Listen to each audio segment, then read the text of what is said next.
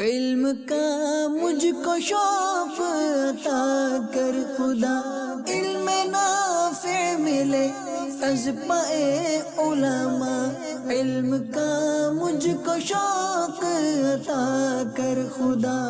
الحمدللہ رب العالمین والصلاة والسلام علی سید المرسلین، اما بعد فاعوذ باللہ من الشیطان الرجیم، بسم اللہ الرحمن الرحیم۔ الصلاة والسلام علیک یا رسول اللہ، الصلاة والسلام علیک یا حبیب اللہ، الصلاة والسلام علیک یا نبی اللہ وعلی آلک واصحابک یا نور اللہ۔ سرکار دو عالم نور مجسم شاہ بنی آدم صلی اللہ تعالی علیہ وآلہ وسلم کا فرمان علی شان ہے، جو بندہ مجھ پر روزانہ 1000 مرتبہ درود پاک پڑھتا ہے وہ مرے گا نہیں جب تک جنت میں اپنا ٹھکانہ نہ دیکھ لے۔ صلو علی الحبیب صلی اللہ تعالی علی محمد صلی اللہ علیہ وسلم۔ مدنی چینل کے ناظرین، مرحبا، سلسلہ ہے آئیے کچھ سیکھتے ہیں۔ اس سلسلے میں ہمارے ساتھ ہوتے ہیں رئیس دارالفتہ اہل سنت مفتی محمد قاسم عطاری دامت برکاتہم العالیہ۔ آپ کے سوالات ہوں گے، آپ کے میسیجز ہوں گے۔ آئیے آج کے پہلے سوال کی طرف بڑھتے ہیں۔ حضور، آج کل جس وبائی مرض کا ایک عالمی پیمانے پر جو ہے وہ مسئلہ چل رہا ہے، کرونا وائرس، تو میں چاہوں گا کہ آپ ذرا سی روشنی اس طرح کے اس کے اسباب، وجوہات اور پھر اس سے نجات جو ہے وہ کیسے حاصل ہو سکتی ہے۔ الحمدللہ رب العالمین والصلاة والسلام علی سید المرسلین، اما بعد فاعوذ باللہ من الشیطان الرجیم، بسم اللہ الرحمن الرحیم۔ آج کل جو عالمی وبا ہے، اس کے حوالے سے بہت سے پہلو ہیں جن پر ہم کلام کر سکتے ہیں۔ ایک واقعہ میں عرض کرتا ہوں۔ علامہ فاکہانی رحمۃ اللہ علیہ، یہ بہت بڑے عالم دین، بہت بڑے بزرگ گزرے ہیں۔ وہ اپنی کتاب الفجر المنیر میں ایک واقعہ لکھتے ہیں۔ فرماتے ہیں کہ شیخ صالح موسیٰ الاعمى علی رحمہ نے اپنا واقعہ بیان کیا کہ میں ایک مرتبہ کسی سمندری سفر پہ تھا تو اچانک طوفان آ گیا، سمندری طوفان آ گیا، اور بزرگ فرماتے ہیں کہ وہ ایسا طوفان تھا کہ جس سے کم ہی کوئی بچتا ہے، کہ آیا تو اب جہاز ڈوبے گا اور لوگ ہلاک ہی ہوں گے۔ تو وہ حضرت شیخ صالح موسیٰ علیہ رحمہ فرماتے ہیں کہ اسی حالت میں مجھے نیند آ گئی، اور خواب میں نے نبی کریم صلی اللہ علیہ وآلہ وسلم کی زیارت کی۔ آقا کریم صلی اللہ تعالی علیہ وآلہ وسلم نے مجھے ارشاد فرمایا، اے صالح، کشتی والوں سے کہو کہ 1000 مرتبہ یہ والا درود پڑھیں۔ نبی پاک علیہ السلام نے ایک درود پاک بیان فرمایا کہ یہ والا درود 1000 مرتبہ پڑھیں۔ شیخ صالح فرماتے ہیں کہ میں بیدار ہوا تو میں نے کشتی والوں کو جمع کیا، ان کو بتایا میں نے کہ آقا کریم علیہ السلام کی زیارت ہوئی اور سرکار نے یہ والا درود پاک پڑھنے کا فرمایا ہے، 1000 مرتبہ پڑھیں۔ فرماتے ہیں کہ سارے کشتی والے مل کے وہ درود پڑھنا شروع ہو گئے، اور ابھی 300 مرتبہ وہ درود پڑھا تھا کہ اللہ تعالیٰ نے اس طوفان سے ہمیں نجات عطا فرما دی۔ وہ درود تنجینا، درود تنجینا کے نام سے کتابوں کے اندر مذکور ہے۔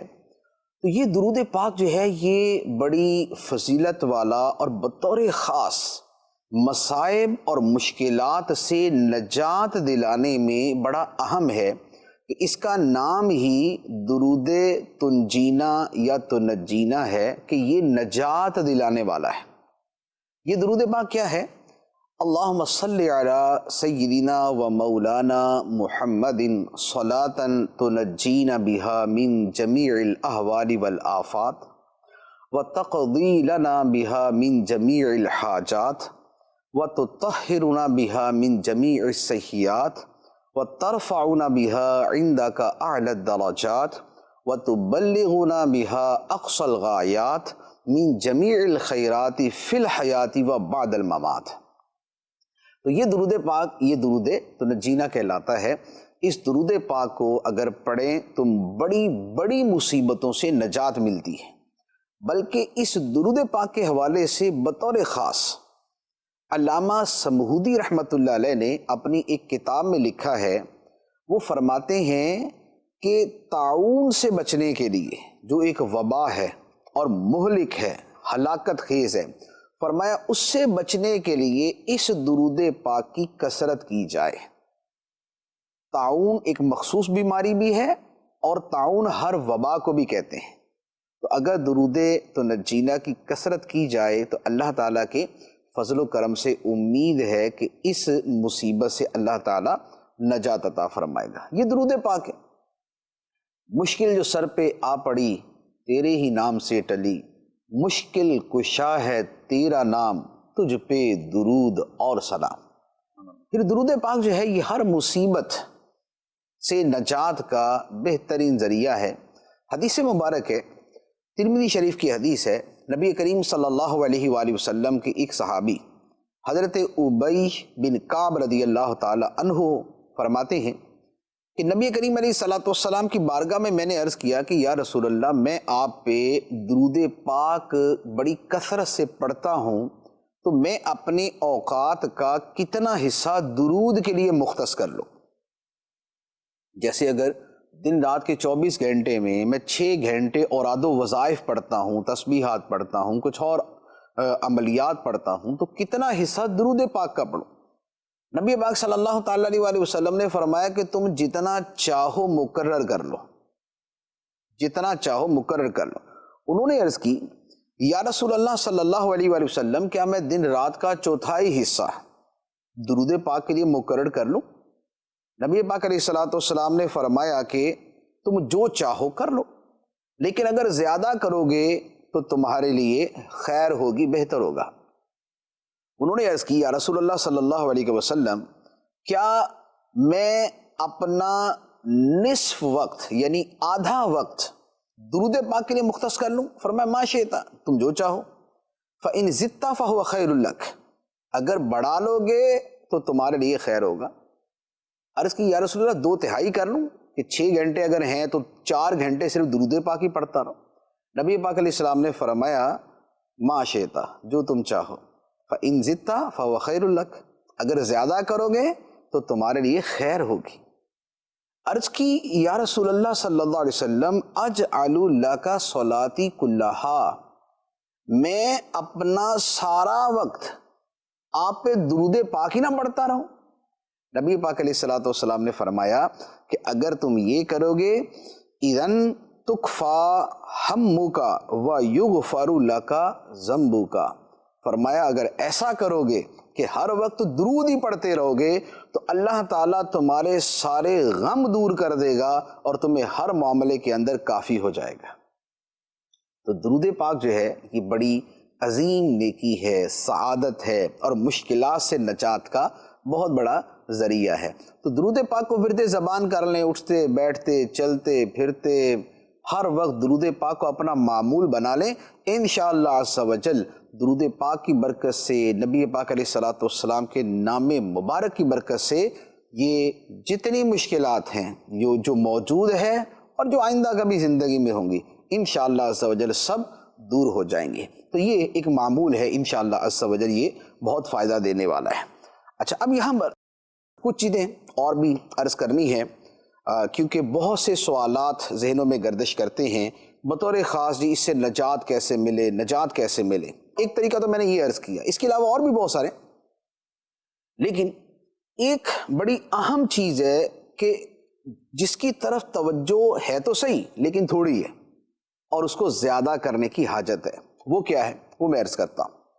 نبی کریم صلی اللہ تعالیٰ علیہ وآلہ وسلم نے ارشاد فرمایا، رحمان ان پہ رحم کرتا ہے جو دوسروں پہ رحم کرتے ہیں۔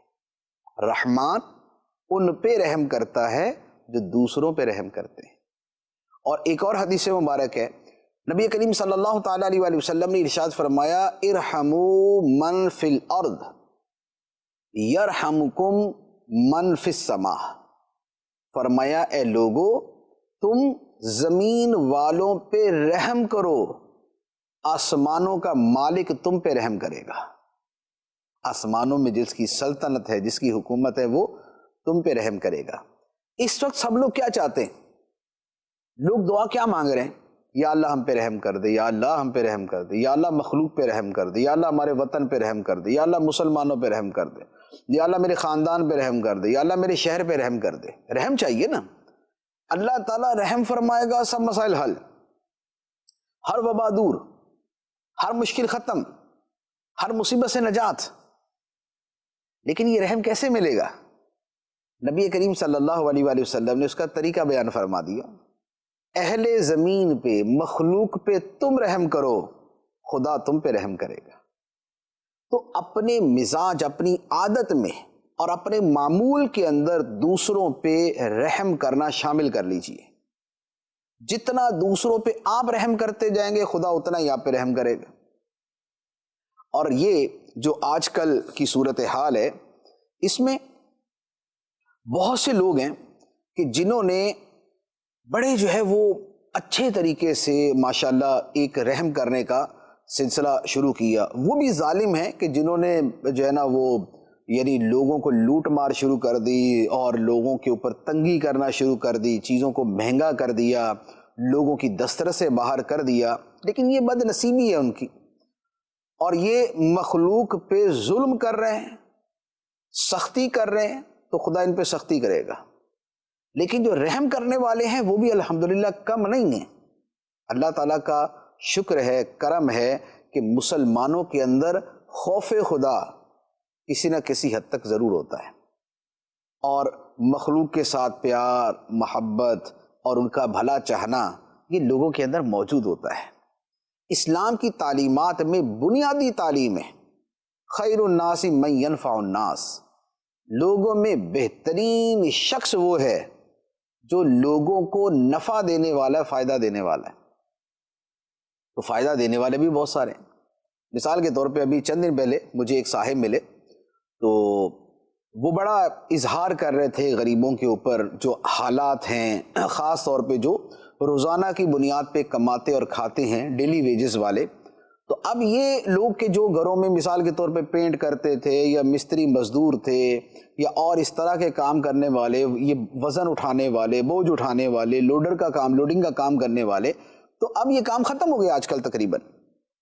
اب وہ تو روزانہ کماتے تھے، شام کو دیتے تھے، اگلا دن چلتا تھا، اگلے دن کماتے تھے، اگلا دن چلتا تھا، اب کیا کریں؟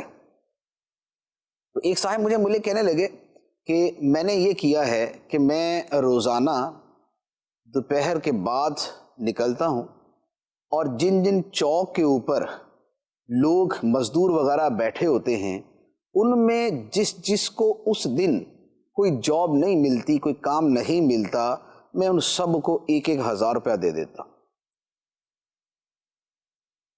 1,000 روپیہ دیا، ان کا بھی گھر چلے گا، ان کے بچے بھی کھائیں گے، ان کے گھر والے بھی بھوک کی تکلیف سے نجات پائیں گے، وہ اپنی ضروریات پوری کر لیں۔ تو اب اس نے کہا کہ میرا ذہن ہے کہ میں ایک بڑی رقم جو ہے، پیسے والے تھے، میں بڑی رقم جو ہے میں انشاءاللہ عز و جل اللہ تعالیٰ کی رضا کے لیے اور اللہ کے حکم پہ ان پہ خرچ کروں گا۔ تو اب آپ دیکھیں کہ یہ والے لوگ بھی ہیں۔ اچھا، اسی طرح وہ لوگ بھی ہیں جو بہت بڑی تعداد کے اندر راشن تقسیم کر رہے ہیں، لاکھوں کی تعداد کے اندر راشن تقسیم کرنے والے موجود ہیں، کہ جو کھانے پینے کی بنیادی ضروریات ہوتی ہیں، جس میں آٹا ہے، چاول ہے، نمک، مرچ، مسالے ہیں، یہ چیزیں، دالیں ہیں، تو اس کے پیکٹ وغیرہ بنا کے تقسیم کر رہے ہیں۔ بہت عظیم کام ہے، بہت عظیم کام۔ اللہ تعالیٰ کو کھانا کھلانے والے بڑے پسند ہیں، بہت پسند، جنت میں داخلے کا سیدھا ذریعہ۔ تو وہ لوگ بھی کام کر رہے ہیں۔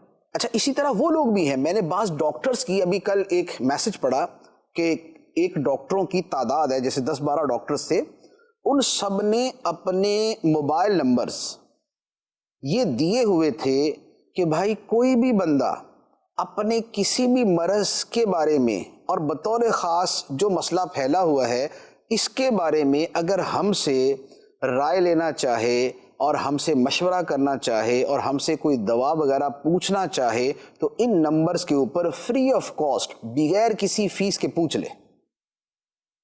اب آپ دیکھیں کہ یہ کتنا بڑا کام، کیونکہ آج کل تو ڈاکٹرز کی بہت زیادہ ضرورت ہے، اور ڈاکٹرز جو ہے وہ اویلیبل ہیں، یعنی وہ ڈاکٹر کہ جنہوں نے ایسا کیا، یہ ان کی طرف سے مخلوق خدا پہ رحم کرنے کا کتنا عظیم ذریعہ ہے۔ تو اب اگر ڈاکٹرز یہ والا کام کرے کہ بھائی جو اچھا، اسی طریقے سے آج کل حالت یہ ہے کہ بہت سے ڈاکٹرز بھی اپنے کلینک بند کر کے بیٹھ گئے کہ بھائی کورونا والا ہی نہ آ جائے کہیں۔ تو اب کیا ہے کہ اگر وہ اپنے نمبر شیئر کر دیتے ہیں کہ بھائی لوگوں کے پاس کسی جگہ جانے کا موقع نہیں ہے، ابھی گھروں سے باہر نکلنا اگر بند ہو گیا تو اور زیادہ مصیبت ہو جائے گی اور پریشانی میں لوگ آ جائیں گے، تو بہرحال اس کی حکمت اپنی جگہ۔ لیکن اگر جو لوگ اپنے گھر سے کسی کو سہولت پرووائڈ کر سکتے ہیں، خاص طور پہ ڈاکٹرز وغیرہ، تو یہ ان کی بہت بڑی نیکی ہوگی۔ کسی کی مشکل دور کریں گے، جو بندہ بیمار ہے اس کی مشکل دور کریں گے، تو جو کسی کی مشکل دور کرے، حدیث مبارک میں ہے اللہ تعالیٰ قیامت کے دن کی اس کی مشکل دور فرمائے گا، اور پھر مخلوق پہ رحم کرے گا تو خدا اس پہ رحم کرے گا، تو دوسروں پہ رحم کریں گے خدا پہ رحم کیا جائے گا۔ تو لہذا جو وہ لوگ بھی ہیں کہ جو اس انداز کے اندر اسلام کے اس حکم پہ عمل کر رہے ہیں۔ اچھا، اسی طرح چند ایک میں نے دیکھے، میرے اپنے ایک دوست ہے، انہوں نے وہ بہت سارے جو ہے نا وہ چاول کے جو ہے نا وہ تھیلیاں وغیرہ تیار کیں، اب وہ لے کے اپنی گاڑی میں نکلے، جو ملتا ہے غریب نظر آتا ہے اس کو دیتے جا رہے، کیونکہ لوگ گھروں سے باہر ہی نہیں نکل رہے تو خود بھکاری مرنا شروع ہو گئے، تو جو غریب نظر آتا ہے ان کو دینا شروع کر دیا۔ اسی طرح گھروں میں کام کرنے والے، کام کرنے والیاں جو غریب ہیں ان کو راشن دینا شروع کر دیا۔ اچھا، وہ بھی میں نے دیکھے کہ جنہوں نے اپنے پاس ایک تھیلی رکھی اور اس میں سینیٹائزر رکھا ہوا ہے، وہ جو ہاتھ کے ہاتھ جراثیم وغیرہ مارنے کے لیے استعمال کرتے ہیں، سینیٹائزر رکھا ہوا، تو اب وہ جو ملتا ہے اس کو دے دیا۔ تو اب یہ دینا جو ہے، سینیٹائزر دینا جو ہے، یہ بذات خود یہ ایک بہت بڑا کام۔ اولاً تو یعنی ایک طرف وہ لوگ ہیں کہ جنہوں نے سینیٹائزر ہی مارکیٹ سے غائب کر دیے یا مہنگے کر دیے، یا اس میں جو ہے نا وہ کلف وغیرہ ڈال کے اور دو چار قطرے کسی ایسنس کے ڈال کے اسے ایسے کر کے تیار کر کے بیچ دیا۔ اب بندہ ہاتھ پہ ڈال کے بیٹھا ہوتا ہے، اس کو کروں کیا اب میں، یہ ہے کیا؟ تو ایسے ہی جعل سازی بھی ہے۔ ابھی کل پرسوں کی خبر تھی، کسی فیکٹری سے 25,000 سینیٹائزر جو ہیں وہ جعلی پکڑے گئے۔ اب یہ ظالم اور فاسق اور یہ فراڈیے اور یہ مکار اور یہ عیار اور یہ پتھر دل لوگ، تو یہ بھی ہیں۔ ان کی فیملی میں بہت سارے جانتے ہوں گے کہ یہ ہمارے موصوف ابا حضور جو ہیں یا ہمارے بھیا جو ہیں یہ چور ہیں، یہ چور بداری کرتے ہیں، یہ لٹیرے ہیں، یہ ظالم ہیں، لیکن حرام وہ بھی کھا رہے ہوتے ہیں ساتھ میں، ان کو بھی ہو رہا ہوتا کہ چلے جی کمانے کے دن۔ لیکن ایک طرف یہ ہیں، لیکن دوسری طرف وہ بھی ہیں کہ جو تھیلیوں میں لے کے گھوم رہے ہیں، کہ جس کو لگتا ہے یار اس کو دینا چاہیے اس کو پکڑا دیتے۔ یہ ہے مخلوق پہ رحم کرنا، یہ ہے اسلام کا حکم۔ ارحموا من فی الارض، زمین والوں پہ رحم کرو، یرحمکم من فی السماء، آسمانوں کا مالک تم پہ رحم کرے گا۔ اچھا، یہ تو ایک حدیث مبارک میں نے عرض کی، ایک میں دوسری حدیث مبارک عرض کرتا ہوں، وہ بڑی خوبصورت ہے۔ وہ یہ ہے، فرمایا ارحموا من فی الارض یرحمکم اہل السماء، تم زمین والوں پہ رحم کرو، آسمان والے تم پہ رحم کریں گے۔ آسمان والے کون؟ اہل السماء کون؟ فرشتے، فرشتے تم پہ رحم کریں گے۔ اور فرشتوں کا رحم کرنا باقاعدہ قرآن سے، حدیث سے ثابت ہے، اور اس حدیث مبارک کی تشریح کے اندر علماء نے بڑا پیارا کلام کیا ہے۔ میں ابھی تھوڑی دیر پہلے یہ حدیث مبارک پڑھ رہا تھا، تو اس میں علماء نے تحریر فرمایا کہ اس حدیث مبارک کی شرح میں لکھا گیا ہے ینزلون لہم مطرا، یہ فرشتے بارش برساتے ہیں، وینفحونہم بنفحات خیر، اور یہ ان پہ خیر، ان کے اوپر جو ہے نا وہ انڈیلتے ہیں، خیر ان کی طرف جو ہے نا وہ بھیجتے ہیں، فرشتے خیر بھیجتے ہیں۔ وَيُمِدُّونَهُمْ بِمَدَدِ خَيْرٍ وَبَرَكَةٍ، یہ ان کی خیر اور برکت کے ساتھ مدد کرتے ہیں، فرشتے مدد کرتے ہیں۔ وَيَحْفَظُونَهُمْ عَلَى حَسْبِ مَا يَأْمُرُهُمُ اللَّهُ، اور اللہ کے حکم کے مطابق فرشتے ان کی حفاظت کرتے ہیں۔ تو بتائیے فرشتوں کی حفاظت میں آنا ہے، فرشتے آپ کی حفاظت کریں، آپ کو وائرس سے بچائیں، آپ کو تکلیف اور پریشانی سے بچائیں، اگر ان کی طرف سے یہ رحم اور یہ مدد اور یہ سیکیورٹی آپ نے لینی ہے تو طریقہ حدیث میں بیان کر دیا، ارحموا من فی الارض، لوگوں پہ رحم کرو، مخلوق پہ رحم کرو، جو کسی کا بھلا کر سکتے ہیں اس کے ساتھ بھلا کرو، اس کے ساتھ بھلائی کا سلوک کرو۔ تو یہ ایک بہت بہت ہی اعلیٰ نسخہ ہے کہ جو مصیبتوں سے بچانے والا ہے، اور پھر اس کو اپنی زندگی میں شامل کر لیں۔ نبی پاک صلی اللہ علیہ وآلہ وسلم، ہمارے آقا صلی اللہ علیہ وآلہ وسلم کی ذات مبارکہ، سبحان اللہ، لوگ رحم کرتے نا، لوگ رحم کرتے، لیکن ہمارے آقا کیا ہیں؟ رحمت للعالمین، وہ سارے جہانوں پہ رحمت کرنے والے، وہ سارے جہانوں پہ رحم کرنے والے، آقا کریم علیہ الصلوۃ والسلام کی یہ شان۔ اور نبی پاک علیہ الصلوۃ والسلام کا معمول مبارک یہ تھا کہ اعلان نبوت سے پہلے 40 سال کی عمر میں جب سرکار پر وحی نازل ہوئی اور آپ نے نبوت کا اعلان فرمایا، اس سے پہلے سرکار کا کردار کیا تھا کہ جب وحی کے نزول کے بعد نبی پاک علیہ السلام اس روب کی کیفیت میں حضرت خدیجۃ الکبریٰ رضی اللہ تعالیٰ عنہ کے پاس آئے کہ مجھے ڈر لگ رہا ہے، میرے ساتھ ایسا فرشتہ ظاہر ہوا اور یہ معاملہ ہوا، تو انہوں نے آگے سے کیا جواب دیا تھا؟ حضرت خدیجہ رضی اللہ تعالیٰ عنہا نے عرض کی تھی کہ آپ کو ڈرنے کی ضرورت نہیں ہے، آپ کو گھبرانے کی ضرورت نہیں ہے۔ کیوں؟ اس لیے کہ آپ غریبوں کی مدد کرتے ہیں، اس لیے کہ آپ رشتہ داروں سے اچھا سلوک کرتے ہیں، اس لیے کہ آپ مہمان نوازی کرتے ہیں، اس لیے کہ بیواؤں کے لیے اور جو بے بس اور بے کس اور لاچار لوگ ہیں ان کے لیے بھاگ دوڑ کرتے ہیں، ان کا بوجھ اٹھاتے ہیں، تحمل الکلہ وتکسب المعدومہ وتقری الضعیفہ، مہمان نوازی کرتے ہیں، اور معدوم جس کے پاس کچھ بھی نہیں ہے اس کو کما کے کھلاتے ہیں، اور جو بیچارے پریشان حال ہیں اور جو جن کی زندگی ان پہ بوجھ بن چکی ہے ان کی زندگی کا بوجھ اٹھاتے ہیں۔ یہ نبی پاک علیہ الصلوۃ والسلام کا کردار کب کا ہے؟ کہ ابھی نبوت کا اعلان ہوا، اس سے پہلے سے یہ چلتا آ رہا ہے، جس کو حضرت خدیجہ رضی اللہ تعالیٰ نے بیان کر رہی۔ اسی طرح ایک مرتبہ کسی علاقے میں قحط پڑا، کھانے پینے کے لالے پڑ گئے، بڑی مشکل ہوگی، تو وہاں کے لوگ نبی پاک علیہ السلام کی بارگاہ میں آئے، سرکار مسجد میں تشریف فرماتے، وہ بیچارے اتنے غریب تھے کہ ان کے بدن پہ کپڑے پورے نہیں تھے، اور بھوک اور خوراک کی کمی کی وجہ سے بدن کی ہڈیاں نظر آ رہی تھی۔ نبی پاک علیہ السلام نے جب ان کو دیکھا تو سرکار کے چہرے کے اوپر غم کے آثار طاری ہو گئے۔ ایک صحابی نے دیکھا کہ سرکار غمگین ہو گئے، غریبوں کو دیکھ کے، جن کو کھانے کو نہیں مل رہا، جو پریشان حال ہے، ان کو دیکھ کے سرکار صلی اللہ علیہ وآلہ وسلم غمگین ہوئے۔ وہ فوراً گئے اور اپنے گھر سے جو ہے وہ ایک جو ہے نا وہ اناج کی بوری بھر کے گھسیٹتے ہوئے لے کے آئے اور لا کے نبی پاک علیہ السلام کے سامنے رکھ دی، یا رسول اللہ یہ غریبوں کو عطا فرما۔ جب صحابہ کرام نے دیکھا تو اب ہر صحابی اٹھا اپنے گھر سے جو اناج اس کو ملا اٹھا کے لے آیا، مسجد نبوی شریف میں ڈھیر لگ گیا۔ اور صحابہ کرام فرماتے ہیں کہ نبی پاک صلی اللہ علیہ وآلہ وسلم کا چہرہ مبارکہ خوشی سے لہلہا رہا تھا، سبحان اللہ سبحان اللہ، چہرہ مبارک خوشی سے لہلہا رہا تھا۔ اور سرکار نے ارشاد فرمایا کہ جس نے اچھا طریقہ شروع کیا اسے اچھے طریقے کا ثواب، اور جو اس پہ عمل کرے گا اس کا بھی ثواب ملے گا۔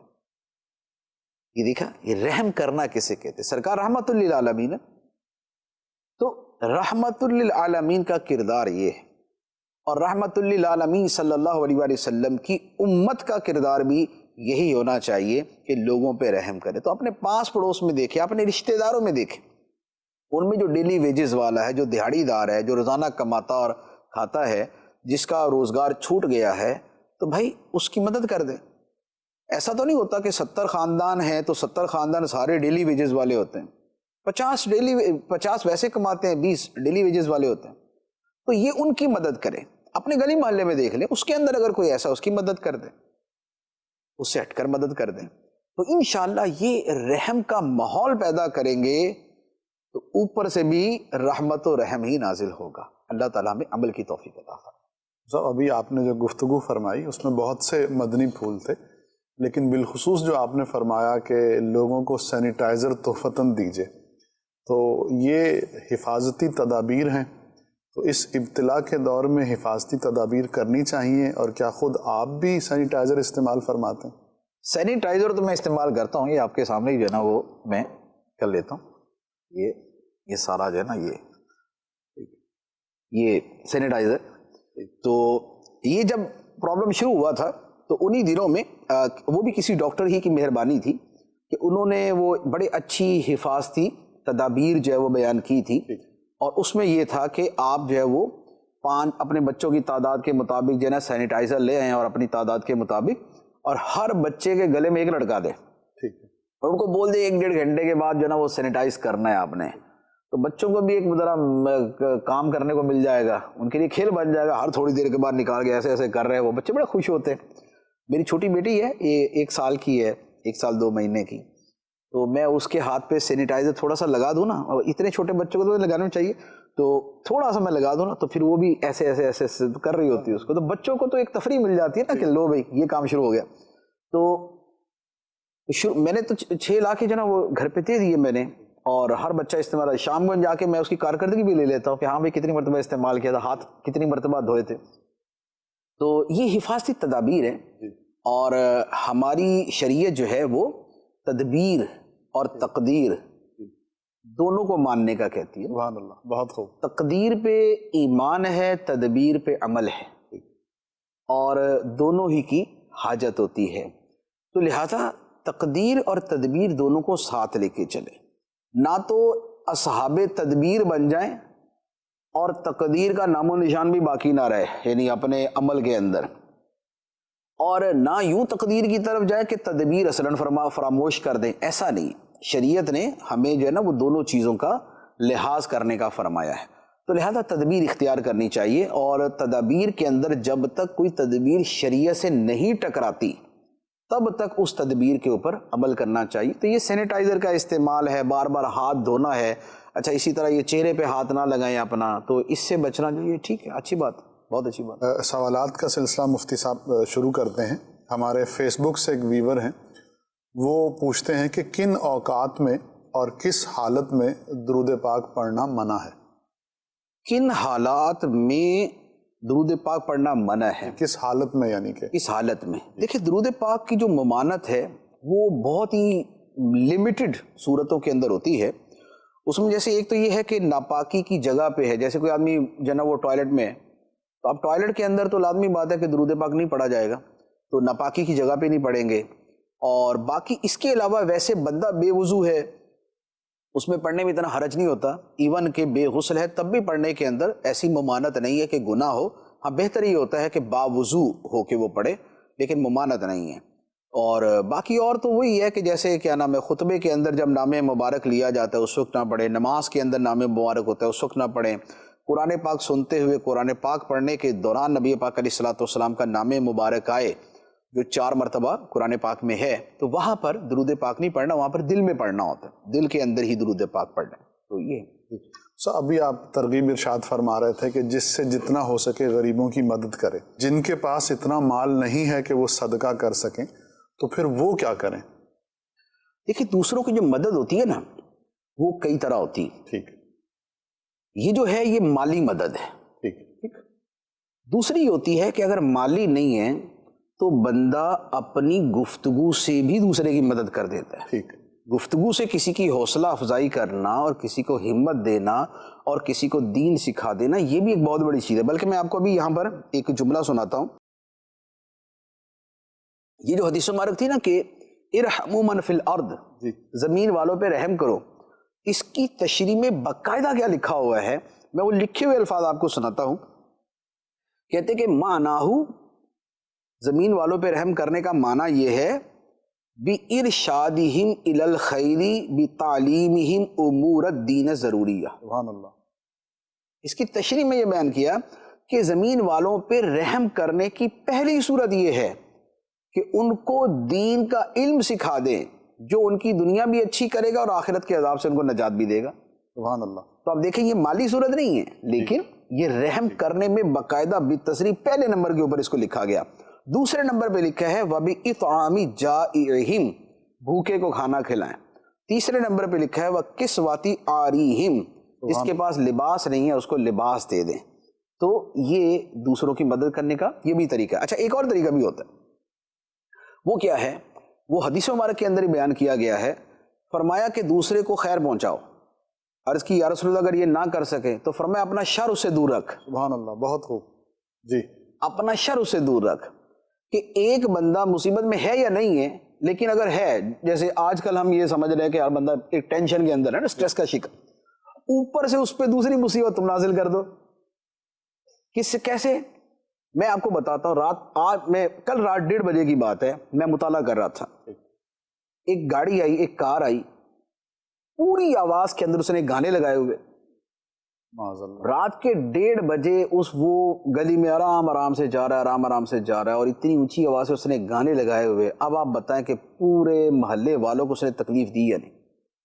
تو یہ جو شریر ہیں جو رات کو یوں گانے چلاتے ہیں یا گاڑیوں میں گانے چلاتے ہیں, یا ہوتا کیا کہ باہر سے چلاتے آتے ہیں, گھر پہ آ کے بند کرتے ہیں نا اترتے ہوئے, لیکن اتنی دیر میں تو لوگوں کو تکلیف دے دی نا.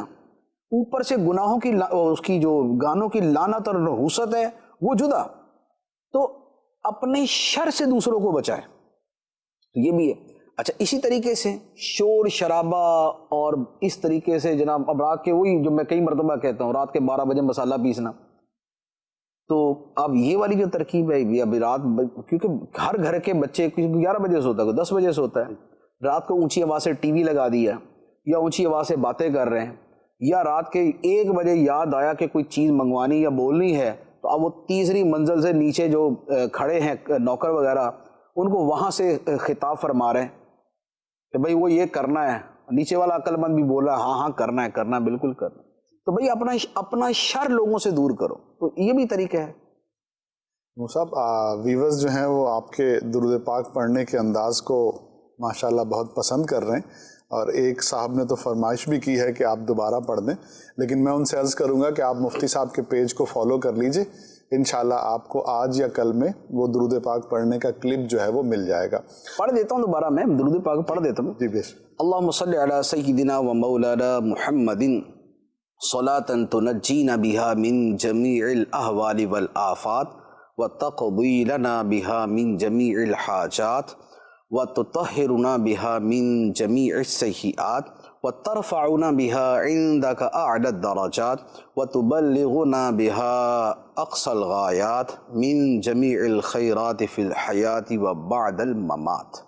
بعد اس کے آخر میں انک علی کل شیء قدیر کا بھی اضافہ کیا. کچھ کالز بھی ہیں جی, پلیز کال چلا دیجئے. میرا آپ کی بارگاہ میں سوال یہ ہے کہ آج کل یہ جو وائرس پھیلا ہوا ہے کرونا وائرس, اس کے لیے ماسک لگانا کن لوگوں کے لیے ضروری اور کن کے لیے نہیں ضروری؟ یہ ماسک لگانا تو خیر فی نفسی ہی جو ہے وہ ضروری نہیں ہے, احتیاطی تدابیر میں سے ہے, اور احتیاطی تدابیر کا اختیار کرنا جو ہے وہ اچھی بات ہے, تو لوگ لگائیں تو بہت اچھی بات ہے. تو یہ اس لیے بھی ہے کہ کسی میں اگر وائرس ہے تو دوسرے تک نہ پہنچے, اور دوسرے کا ہے تو اس سے اس تک نہ پہنچے. تو یہ اس کے لیے ہے, اس کو لازم واجب تو کہنے کی صورت نہیں ہے. کوئی ایکسٹریم صورت ہو تو وہ ہو سکتی ہے, جیسے مثال کے طور پہ جو ڈاکٹرز ایسے مریضوں کا علاج کر رہے ہیں اور وہاں پر ظن غالب موجود ہے کہ یہ جراثیم یوں لگ جائے گا اور یہ پرابلم اس کے لیے کریٹ کر سکتا ہے, تو ان ڈاکٹرز کے لیے بہت تاکیدی حکم ہوگا کہ یہ جو ہے نا وہ ماسک وغیرہ لگائیں. اسی طرح جو ایسے مریضوں کو کسی بھی انداز میں ٹریٹ کر رہے ہیں, علاج ہی نہیں, علاج سے ہٹ کر کوئی اور ان کو انٹرٹین کر رہا ہے, کوئی اور ان کو کوئی چیز پرووائڈ کر رہا ہے اور ان کے ساتھ اس کا ملنا جلنا ہے, تو ایسے لوگوں کے لیے تاکید ہوگی کہ یہ ماسک, اور صرف ماسک نہیں بلکہ دیگر بھی احتیاطی تدابیر استعمال کریں. ایون کہ جیسے اس مرض میں جو فوت ہوئے ان کو جو غسل دینے والے ہیں ان کو بھی چاہیے اور ضرور کرنا چاہیے کہ وہ بھی احتیاطی تدابیر استعمال کریں. فیس بک پہ مدثر اتاری صاحب ہیں احمد آباد سے, وہ یہ پوچھتے ہیں کہ کیا کرونا وائرس قیامت کی نشانیوں میں سے ہے, کیونکہ اکثر لوگ اس طرح کی پوسٹ جو ہے وہ سوشل میڈیا پہ وائرل کر رہے ہیں.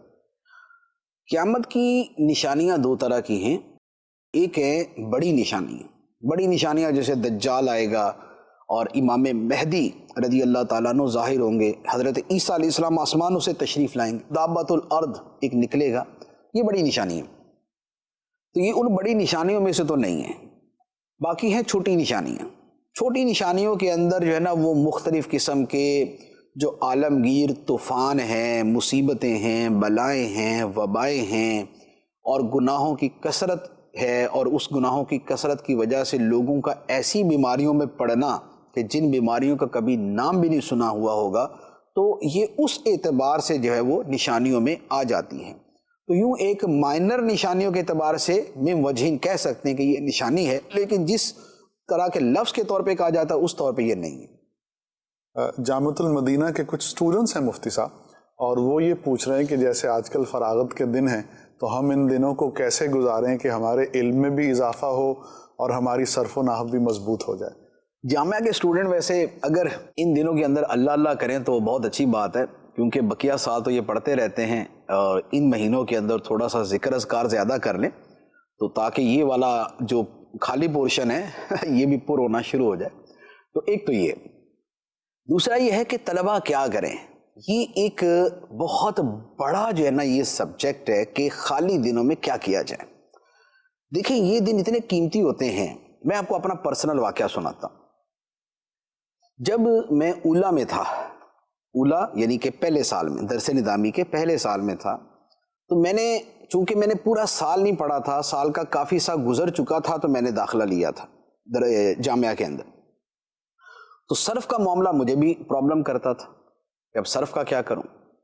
تو میں نے کیا کیا، میں اور میرا ایک دوست تھا، ہم دونوں نے طے کیا کہ ہم روزانہ صبح 8-9 بجے ناشتہ واشتہ کر کے گھر سے ہم جا کے مسجد میں بیٹھ جائیں گے۔ تو یہ کورونا کی چھٹیاں نہیں تھیں، یہ رمضان کی چھٹیاں تھیں، اور رمضان سے پہلے جو چھٹیاں تھیں وہ والی تھی۔ اور ہم نے ایک کتاب لے لی، وہ جو کتاب جو ہے وہ میزان منشعب، یہ پہلے درس نظامی میں ہوتی تھی، اب بھی ہے خیر، لیکن ہمارے جامعہ میں نہیں ہے۔ تو صرف بہائی کے بعد یہ میزان منشعب، میزان الصرف منشعب یہ پڑھائی جاتی تھی۔ اچھا اس میں کیا تھا، اس میں سیغے لکھے ہوئے تھے، ان سیغوں پہ آپ اپنی گردانوں کی دہرائی کر سکتے تھے۔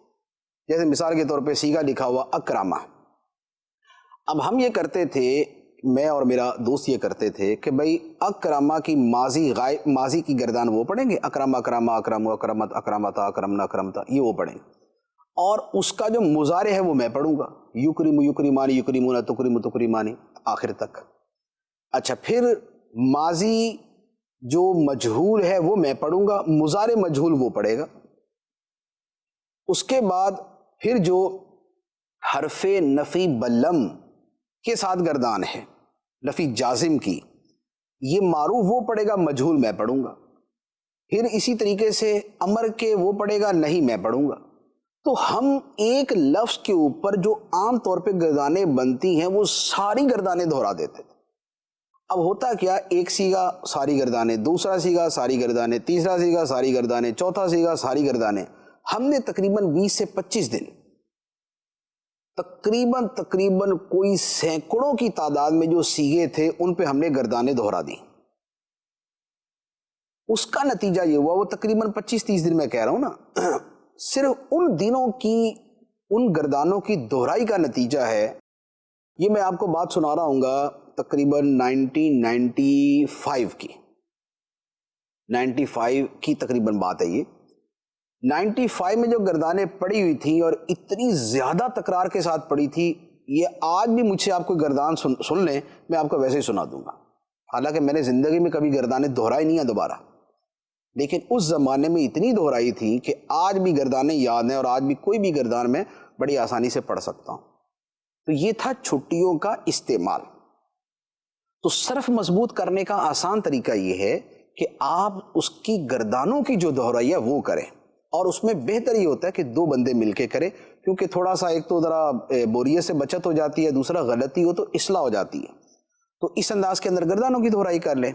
قواعد وغیرہ جو یاد کرنا ہے نا، اس میں اتنا نہ جائیں، ایک آدھ قاعدہ ایک دن میں یاد کر لیں، باقی گردانے پڑھیں، پھر اگلے دن ایک قاعدہ یاد کر لیں، گردانے پڑھیں، کیونکہ قواعد آپ حفظ بھی کر لیں گے نا سورہ فاتحہ کی طرح، یہ تب بھی بھول جائیں گے۔ لیکن گردان آپ نے پڑھی ہوئے گی نا تو وہ آپ کے اندر بالکل آپ کے اندر نا ایک پرنٹ ہو جائے گی، انکلکیٹ ہو جائے گی، آپ کے اندر اتر جائے گی۔ یہ تو ہے صرف کا معاملہ۔ نحو کا معاملہ یہ ہے کہ نحو کو پہاڑ نہ سمجھیں، اس کو ٹیلا سمجھیں۔ ٹیلے پہ چڑھنا آسان ہے، پہاڑ پہ چڑھنا بڑا مشکل ہوتا ہے۔ نحو میں آپ اس کی ڈیٹیل نحو نہ پڑھیں، جیسے نصاب النحو میں یا جیسے اور بڑی کتابوں میں۔ مختصر سی ضروری چیزیں نحو کی یاد کر لیں، اور بعد میں اس کی جو ترکیب ہوتی ہے، جو ترکیب کی جاتی ہے نا جملے کی، کہ زید المبتدا اور قائم جو ہے وہ اس میں فاعل ہوا، ضمیر اس میں اس کا فاعل، یہ اس طریقے سے کری جاتی، تو یہ والی کریں۔ اور زیادہ سے زیادہ عبارت پڑھیں، غلط پڑھیں صحیح پڑھیں، پڑھتے رہیں بس۔ عبارت پڑھ کے آپ کا سینس ڈیولپ ہوگا اور آپ کی نحو جو ہے وہ مضبوط ہو جائے گی۔ تو یہ ایک آسان طریقہ ہوتا ہے۔ اور ایک دوسرا مشورہ یہ کہ جو بھی کریں نا، ایک یا دو کام ہی کریں، یہ نہ بولے کہ پورا درس نظامی میں نے جو نا وہ دوبارہ نئے سرے سے صحیح کر لینا، ایسا نہیں ہوگا۔ اصولی شاشی لے لو، بس اصولی شاشی کو لے کے نا اسی پہ اجتہاد کر لے، جو بھی کرنا اسی پہ ریسرچ کر لے، تحقیق کر لے، تلخیص کر لے، تشریح کر لے، توضیح کر لیں، جو مرضی کر لے، ایک کتاب کا کریں۔ تو یہ طلباء کے لیے بڑی آسان چیز ہے۔ اچھا، اہل علم کے لیے میں ایک مشورہ دوں گا، جو ہمارے اساتذہ ہیں، جو جامعۃ المدینہ کے اساتذہ ہیں، ان کے لیے ایک بڑا آسان طریقہ یہ ہے کہ کسی بھی 50، 60، 100 صفحے کی عربی کتاب کا ترجمہ کر لیں۔ جب یہ ترجمہ تحریر کریں گے نا تو یقین کیجئے جتنی اس میں عربی آتی ہے بندے کو، اتنی کسی اور کام میں نہیں آتی۔ ہمارے ایک دوست ہیں، ان کو عربی میں کافی پرابلم ہوتی تھی، تو انہوں نے کیا کیا، ان کو شوق چڑھا، ایک کتاب کا ترجمہ کر دیا۔ اچھا، ترجمہ کرنے میں یہ ہوا کہ جس لفظ کا ترجمہ نہیں آ رہا اس کی لغت بھی دیکھی، اور اس کے صیغے میں تھوڑا بہت کچھ شک تھا تو اس کا صیغہ بھی چیک کیا۔ یوں جب پوری ایک ریسرچ ورک کے طور پہ اس پہ کام کیا تو نتیجہ یہ ہوا کہ ان کے سارے جتنے بھی وہ ترجمے میں اور عربی پڑھنے سننے کے اندر جو تھا نا پرابلم، وہ سارے کے سارے حل ہو گئے۔ تو مخطوطات کی ایک دنیا ہے، اہل علم جانتے ہیں مخطوطات کو، لاکھوں کی تعداد میں دنیا میں، تو بھائی مخطوطوں میں کام کر لیں۔ رسائل موجود ہے علماء کے، رسائل ملا علی قاری ہے، رسائل ابن نجیم ہے، رسائل لکھنوی ہے، علامہ سیوطی کے رسائل ہیں، 82 رسائل الحاوی للفتاوی میں چھپے ہوئے، ترجمہ کر دیں آپ، ایک ایک رسالہ لے ترجمہ کر دیں۔ اسی طرح ایک ایک حدیث کی جو اچھی شرح مختصر رسالوں میں ملتی وہ کر دیں آپ۔ تو کوئی کام کریں۔ اچھا، کام کریں گے آپ کی توجہ بھی بٹے گی، آپ کا علم بھی بڑھے گا، اور یہ دین کا کام ہے، خدا کے دین کا کام ہے۔ ان تنصروا اللہ ینصرکم، اگر تم اللہ کے دین کی مدد کرو گے اللہ تمہاری مدد کرے۔ تو اس انداز کے کام کیے جائیں۔ سب دو مختصر سے سوال ہیں مفتی صاحب۔ آج کل کی حفاظتی تدابیر کے حوالے سے جو لوگ ماسک یوز کرتے ہیں، تو کچھ لوگ ماسک پہن کر نماز پڑھ لیتے ہیں، تو اس کا کیا شرعی حکم ہے؟ ایک اور دوسرا یہ کہ جیسے جو لوگ صدقہ دیتے ہیں تو کیا ضروری ہے کہ بتا کر دیں کہ یہ صدقے کے پیسے ہیں؟ ماسک پہن کر نماز پڑھنا درست نہیں ہے۔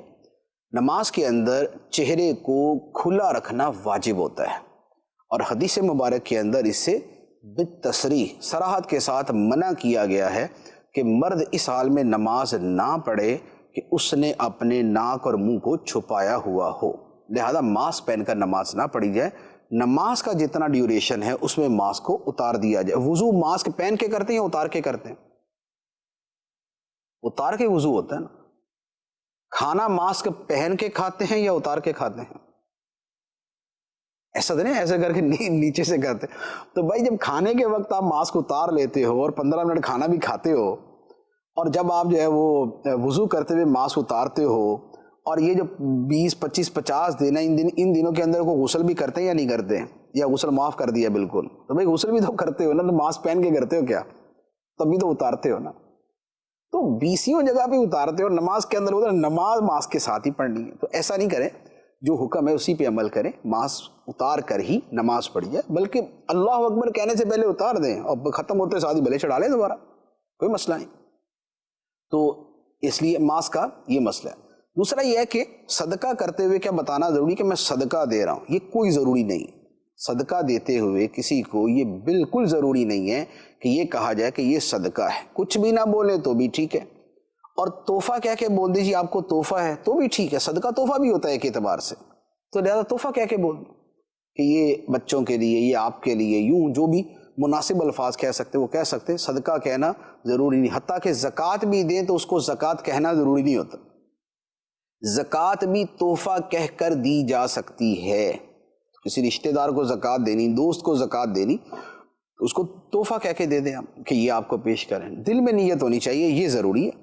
اور تحفہ کہنا اسی طور پہ ہو کہ یہ بھی ایک قسم کا تحفہ ہی ہے، یعنی یہ جھوٹ بھی نہیں ہے، یہ بھی ایک قسم کا تحفہ ہی ہے، تو اس کو ذہن میں رکھ لیا جائے.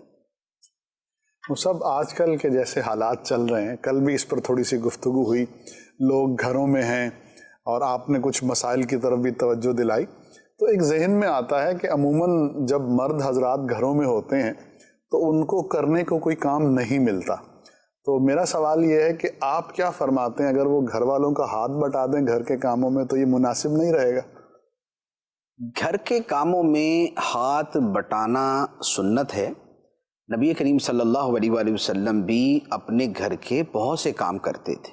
بکریوں کا دودھ دھونا، اور اسی طریقے سے اگر جوتا وغیرہ ٹوٹ جائے تو اس کو سی لینا، کپڑے کی بھی جو ہے وہ سلائی وغیرہ جو ہے وہ ادھڑی ہے تو اس کو صحیح کر لینا، گھر کا سودا سلف لے کے آنا، تو یہ سارے گھر کے کام ہیں. تو لہذا گھر کے کاموں میں بھی جو ہے وہ معاونت کی جا سکتی ہے. تو ایک اپنا ماحول کو سامنے رکھ کے اور ایک اپنی جو ہے وہ بہت سی مختلف چیزوں کو سامنے رکھ کے گھر کے جو کام کیے جا سکتے وہ کر لیے جائیں. اگر چیزیں اٹھا، مثال کے طور پہ کھانا رکھنا ہے، کھانا اگر کچن سے لا کے ٹیبل پہ یا زمین پہ رکھنا ہے تو یہ کوئی ایسا کام نہیں ہے کہ جسے بڑا کوئی خلاف شان کہا جائے، تو یہ کر سکتے ہیں. اسی طرح بعد میں کھا لیا تو اٹھا کے کچن میں رکھنے میں کوئی ایسا مسئلہ نہیں. اور بھی اس طرح کے چھوٹے موٹے بہت سے کام کیے جا سکتے ہیں. تو یہ اچھا طریقہ ہے، یہ اس میں موافقت بھی ہے، معاونت بھی ہے، اور ایک اچھا جسچر بھی ہے. یہ عمیر رضا ہیں، وہ کہہ رہے ہیں کہ آج کل جیسا ماحول چل رہا ہے، ہر طرف اسی مرض کا جو ہے وہ تذکرہ ہے، سوشل میڈیا ہو یا ٹیلی ویژن ہو، تو اس چیز کو بار بار دیکھ سن کر کچھ لوگ ڈپریشن کے مریض ہو گئے، تو وہ کیسے اس ذہنی دباؤ سے نجات حاصل کر سکتے ہیں؟ دیکھیے، ذہنی مریض ابھی تو تھوڑے ہوئے ہیں اور بہت زیادہ ہوں گے. ذہنی مریض جو بندہ بنتا ہے یا کسی فوبیا کا یا کسی ٹینشن کا جو شکار ہوتا ہے، تو اس کو وہ بیٹھے بیٹھے خواب نہیں آتا، وہ سوچ ہی ہوتی. کسی تکلیف دہ شے کو، کسی پریشان کن چیز کو بار بار سوچتے رہنا ہی انسان کو سٹریس کا شکار کرتا ہے. سٹریس جو ہے، سٹریس دباؤ کا شکار، ذہنی دباؤ کا شکار کرتا ہے. یہ دباؤ جو ہے یہ مرض کی ابتدائی صورت انزائٹی کی طرف چلا جاتا ہے.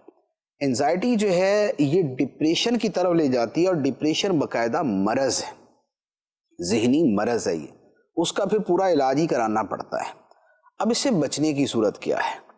دیکھیں، اس کی بہت ساری چیزیں ہیں کہ جن کو کیا جائے نا تو اس سے بڑی آسانی سے بچ سکتے ہیں.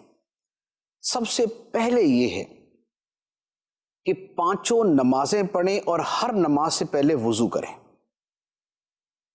وضو کرنا ڈپریشن کو ختم کرتا ہے، یہ سائنسی اعتبار سے ثابت شدہ حقیقت، سائنسی اعتبار سے ثابت شدہ حقیقت ہے کہ وضو کرنا ڈپریشن کو ختم کرتا ہے، دور کرتا ہے. لہٰذا وضو کریں، نمبر 1. نمبر 2، اس کے بعد نماز پڑھے، اور نماز پڑھے خشوع و خضوع سے. خشوع و خضوع وہ چیز ہے کہ جس سے بڑھ کر ڈپریشن کا کوئی علاج نہیں. دنیا میں بڑے سے بڑے جو ڈپریشن کے علاج ہوتے ہیں، ذہنی پریشانی کے علاج ہوتے ہیں، وہ ہوتے ہیں میڈیٹیشن کے ذریعے، مراقبے کے ذریعے. مراقبہ یہ ہے کہ آدمی اپنی سوچ کو ایک جگہ پہ مرکوز کر لے، فوکس کر لے. اور نماز میں خشوع و خضوع کا مطلب کیا ہوتا ہے کہ بندہ اپنے آپ کو نماز میں گم کر دے، خود کو بارگاہ الہی میں حاضر جانے، یہ سمجھے کہ میں خدا کو دیکھ رہا ہوں. اور یہ سوچ کسی بھی طرح نہ بن پائے تو پھر یہ تو یقین ہے کہ خدا مجھے دیکھ رہا. تو اس تصور کے ساتھ کریں تو یقین کیجئے کہ خشوع و خضوع کی ایک نماز ڈپریشن کو لپیٹ کے اٹھا کے باہر پھینک دیتی. اور بلکہ میں آپ کو اس سے جدا گانا بتاتا ہوں، ایک تو ہے نا کہ 5 وقت کی نماز ہے. اب ہوا یہ کہ آپ عشاء پڑھ کے بیٹھے ہوئے اور عشاء کے بعد آپ کو صدمے کی خبر آ گئی, پریشانی کی خبر آ گئی, ٹیسٹ کی رپورٹ آئی اور بڑی خطرناک آ گئی. اب کیا کریں؟ اب تو نماز پڑھ چکے, فجر ہی پڑھنی ہے. آپ نئے سرے سے وضو کریں, 2 رکعت تحیۃ الوضو سنت الوضو جو ہے وہ آپ ادا کر لیں.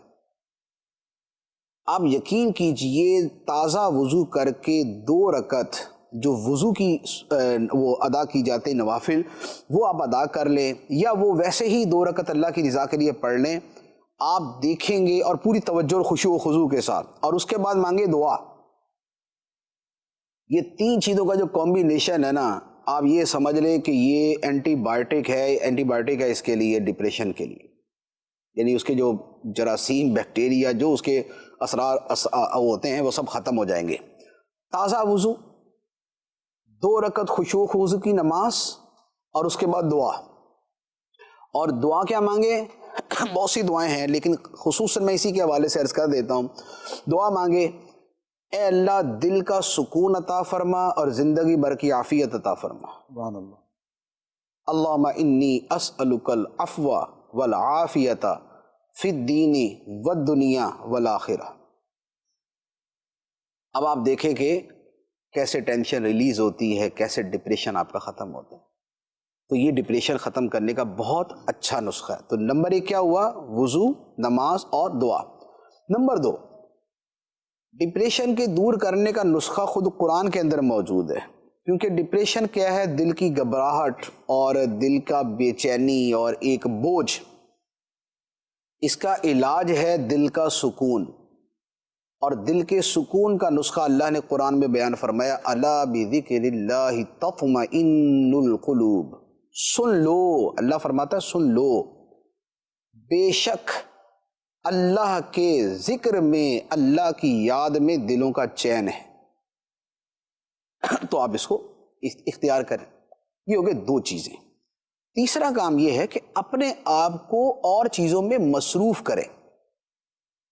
اگر آپ سوچتے بھی یہی ہیں, بولتے بھی یہی ہیں, سنتے بھی یہی ہیں, ٹی وی دیکھ رہے ہیں, اور آج کل کا ٹی وی آپ یہاں سے لے کے امریکہ تک کا بھی دیکھیں گے نا, آپ کو خبریں وہی ملیں گی, مر گئے مر گئے مر گئے مر گئے مر گئے مر گئے مر گئے, تھوڑا سا بچ گئے تھوڑا سا بچ گئے تھوڑا سا. تو بھائی جب پڑھو گے سنو گے یہ, تو نتیجہ کیا نکلے گا؟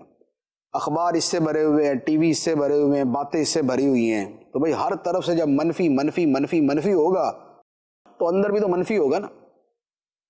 تو لہٰذا یہ جو اور چینلز ہیں نا, یہ دیکھنا بند ہی کر دیں, اور کوئی مثبت اپنی سرگرمی رکھیں. مثبت سرگرمیاں بہت ہے, بچوں کے ساتھ کھیل کود, ماں باپ کے ساتھ بیٹھنا, باتیں کرنا, تو یہ والے کام کریں. تو یہ انشاءاللہ ڈپریشن دور کرنے کے اچھے طریقے. صاحب کچھ کالز بھی ہیں جی, پلیز کال چلا دیں. محمد شفیق الرحمان بول رہا ہوں. جو میسج آتے ہیں ہمیں, دینی میسج آتے ہیں, قرآنی آیات آتی ہیں, وہ میموری فل ہو جاتی ہے, ہم اس کو ڈیلیٹ کر دیتے ہیں. ایسا ڈیلیٹ کرنا گناہ تو نہیں ہے؟ مذہبی میسیجز جو آتے ہیں جن میں کوئی آیت یا کوئی حدیث یا کسی بزرگ کا قول لکھا ہوتا ہے, اس میسج کو ڈیلیٹ کرنے میں کوئی حرج نہیں ہے. بعض لوگ اس کے اوپر وہ قرب قیامت کی نشانی اور اس طرح کی بات کرتے ہیں, یہ بالکل غلط ہے. میسج ڈیلیٹ کر سکتے ہیں, خواہ وہ کسی آیت کا ہے, حدیث کا ہے, یا وہ کسی بھی چیز کا. جی نیکسٹ کال دے دیجئے.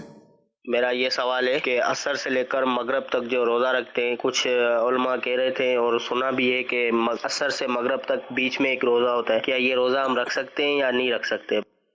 اصل روزہ تو طلوع فجر سے لے کے غروب آفتاب تک کا ہی ہوتا ہے. عصر سے مغرب تک کھانے پینے سے جو بچنا ہے, اسے بھی بعض لوگ روزہ بول دیتے ہیں. حقیقت میں یہ روزہ نہیں ہے, لیکن ویسے اگر عصر سے مغرب تک کوئی کھانے پینے سے بچتا ہے تو یہ اپنے آپ کو خواہش نفس سے بچانے کی صورت بنتی ہے. تو یہ ٹھیک ہے, اس میں کوئی حرج نہیں ہے. اور بعض بزرگوں سے یہ معمول ثابت بھی ہے کہ عصر سے مغرب کے درمیان کھانے پینے سے اوائڈ کرتے تھے. مدنی چینل کے ناظرین, وقت ختم ہو چکا ہے, اور آج ہم نے مفتی صاحب سے بہت ہی خوبصورت باتیں سیکھی ہیں. صبر کریں, دوسروں کو صبر کی تلقین کریں, اور اس کے ساتھ حفاظتی تدابیر کو اپنائیے. غریبوں کی مدد کیجئے، اور اگر آپ مالی مدد نہیں کر سکتے تو کچھ میٹھے بول وہ بھی دوسرے کی مدد میں جو ہے وہ شمار کیے جائیں گے۔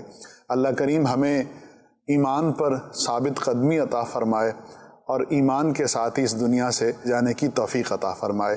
اللہ کریم میرا اور آپ کا حامی و ناصر ہو۔ صلو علی الحبیب صلی اللہ تعالی علی محمد صلی اللہ علیہ وسلم۔ علم کا مجھ کو شوق عطا کر خدا، علم نافع ملے از پائے علماء، علم کا مجھ کو شوق عطا کر خدا۔